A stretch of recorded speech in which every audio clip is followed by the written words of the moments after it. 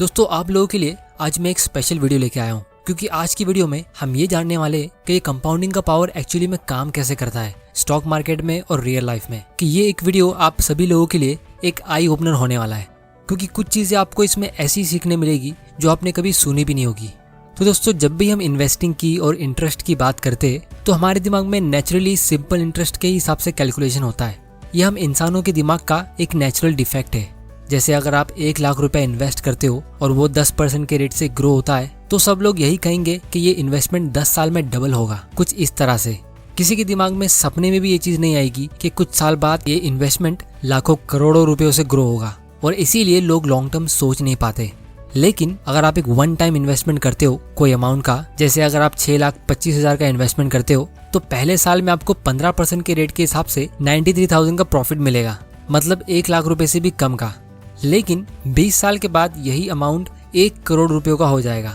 फिर उसके बाद आपको दूसरा करोड़ कमाने के लिए सिर्फ 5 साल और लगेंगे और आपको कोई भी एक्स्ट्रा इन्वेस्टमेंट करने की जरूरत ही नहीं लगेगी।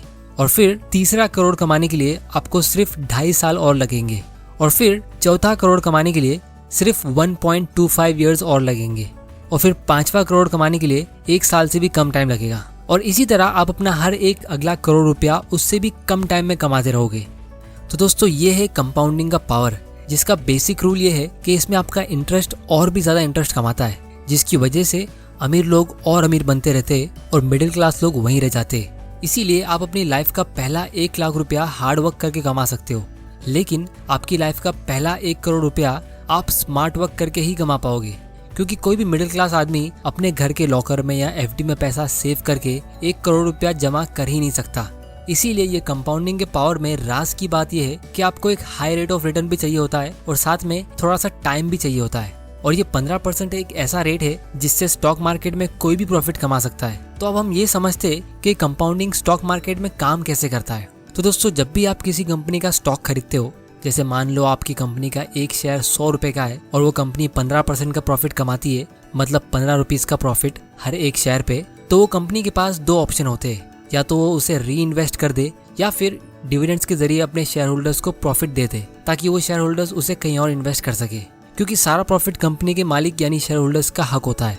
लेकिन अगर कंपनी ग्रो हो सकती है और उसके मैनेजमेंट के पास ग्रोथ के लिए अच्छे प्लान्स है, तो कंपनी ऐसे टाइम पे छोटा डिविडेंड्स पे करती है, या फिर कुछ कंपनीज डिविडेंड पे ही नहीं करती है और वो पूरा अर्निंग्स री इन्वेस्ट कर देती है। तो अगर अगले साल वो कंपनी वापस 15% का प्रॉफिट अर्न करती है तो वो उसके 100 रुपए पे नहीं बल्कि उसके 115 रुपए के इन्वेस्टमेंट पे अर्न कर पाएगी, जिसका मतलब ये है कि कंपनी अपने प्रॉफिट को कंपाउंडिंग के जरिए ग्रो कर पाएगी। और अगर ये कंपनी इसी तरह 15% के रेट से ग्रो होती रही तो 5 साल में ही इस कंपनी की वैल्यू डबल हो जाएगी। फिर भले ही उसका शेयर प्राइस अभी उतने रेट से इंक्रीज ना हुआ हो, लेकिन धीरे धीरे उसका शेयर प्राइस भी वही रेट से ग्रो होने लगेगा। और इसीलिए पूरी दुनिया में सबसे हाई ग्रोथ वाला इन्वेस्टमेंट बिजनेस होता है, जिसे आप स्टॉक मार्केट के थ्रू खरीद सकते हो। क्योंकि यहाँ पे आप मैनेजमेंट के लेटर्स को रीड कर सकते हो, इंडस्ट्री को एनालाइज कर सकते हो और एडवांस में ही पता लगा सकते हो कि कौन सी कंपनी के पास ग्रोथ का ज्यादा स्कोप है, और आप फिर उस कंपनी में इन्वेस्ट करके उसकी ग्रोथ में हिस्सा ले सकते हो। और इसीलिए आज की तारीख में सारे अमीर लोग बिजनेस के थ्रू ही अमीर हुए, क्योंकि ये सब लोग अपनी कंपनी के शेयर्स को बार बार बाय सेल नहीं करते कि छोटा प्रॉफिट आया तो उसे सेल कर दिया। ये लोग अपने शेयर्स को होल्ड करके रखते और उसे कंपाउंडिंग के जरिए ग्रो होने देते। तो अब हम ये समझते हैं कि लोग इस पावर को अपने फायदे के लिए यूज क्यों नहीं करते। तो 2010 में मेरे एक फ्रेंड ने 50 लाख रुपए की एक प्रॉपर्टी ली थी मुंबई में, और अभी 10 साल बाद उस प्रॉपर्टी की वैल्यू 1 करोड़ की हो गई है। तो अगर हम उसके रियल एस्टेट का रिटर्न चेक करेंगे तो हमें पता चलेगा कि उसका पैसा 10 साल में डबल हुआ है, जिसका मतलब ये है कि उसको सिर्फ 7% का कंपाउंडेड ग्रोथ रेट मिला है। और हमारी कंट्री में इन्फ्लेशन यानी महंगाई भी 7% के रेट से ग्रो होती है। तो एक्चुअली में अगर देखा जाए तो उसने 0 रुपए का प्रॉफिट कमाया, क्योंकि उसका 50 लाख का प्रॉफिट तो इन्फ्लेशन में एडजस्ट हो गया है। और ये इन्फ्लेशन एक ऐसा टैक्स है जिससे कोई भी बच नहीं सकता। तो लोगों का खुद का माइंडसेट ही उनका सबसे बड़ा दुश्मन है। इसीलिए आपको सेविंग्स माइंडसेट से हटके इन्वेस्टिंग माइंडसेट लाना होगा, क्योंकि हम इंडियंस सेविंग्स में बहुत आगे लेकिन इन्वेस्टिंग में बहुत ही पीछे। तो अब सवाल ये उठता है कि जब ये टॉपिक इतनी इंपॉर्टेंट है तो लोग इसके बारे में बात क्यों नहीं कर रहे।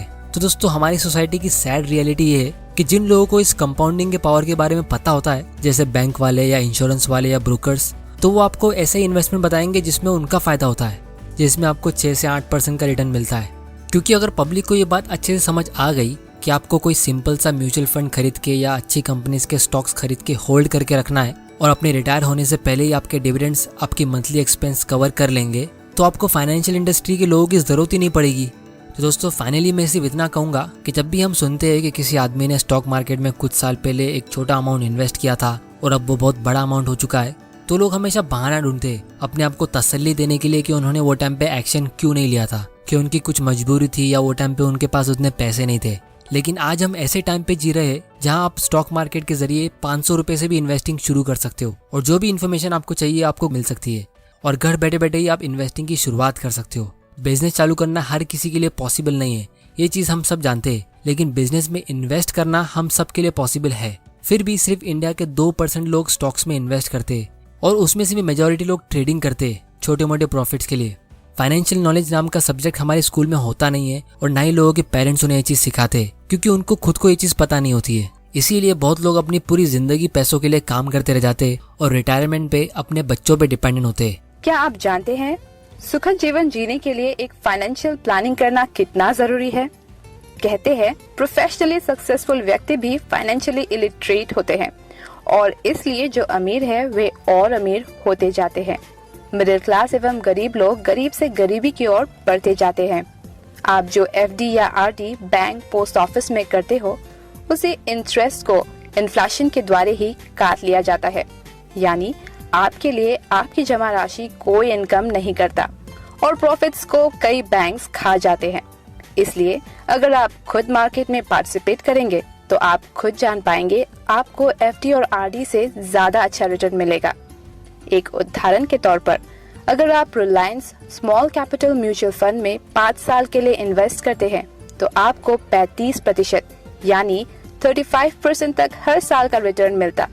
तो दोस्तों इन्वेस्ट करने के लिए ना टू लेट होता है और ना टू अर्ली फॉर एनीवन। आज ही शुरू कीजिए एक सिस्टमैटिक इन्वेस्टमेंट प्लान के द्वारा। आप हर महीने 1000 रुपए से शुरू कर सकते हैं। अधिक जानकारी के लिए संपर्क करें next generation near DTO office Papunala Naharlagun या फिर आप हमें कॉल कर सकते हैं 8132803318 पर।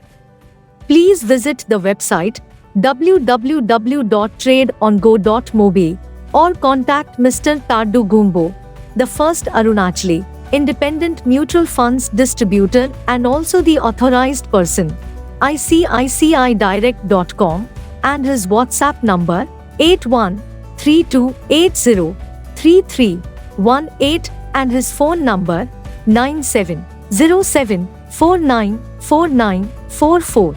Contact for any kind of financial planning, that is mutual funds, SIP etc. Please give a call 8132803318.